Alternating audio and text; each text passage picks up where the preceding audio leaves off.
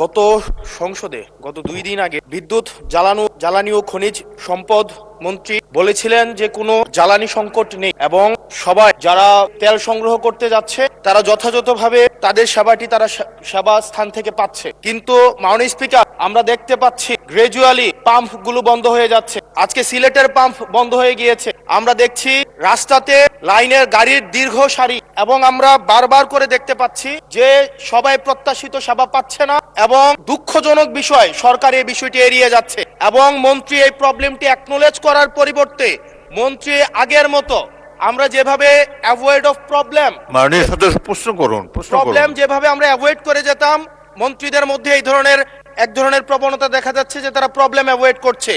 আমার মন্ত্রী মহোদয়ের কাছে প্রশ্ন, উনি কি দেখতে পাচ্ছেন না যে গাড়ির দীর্ঘ সারি এবং গ্রাজুয়ালি যে পাম্পগুলো বন্ধ হয়ে যাচ্ছে, সেবা কার্যক্রম বিঘ্নিত হচ্ছে, স্কুল বন্ধ হয়ে যাচ্ছে?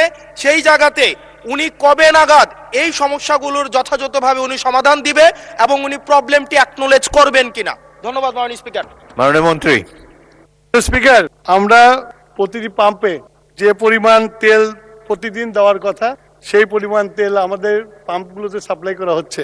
ইরান ঘটনার পর থেকে হঠাৎ করে বিক্রি বেড়ে গেছে।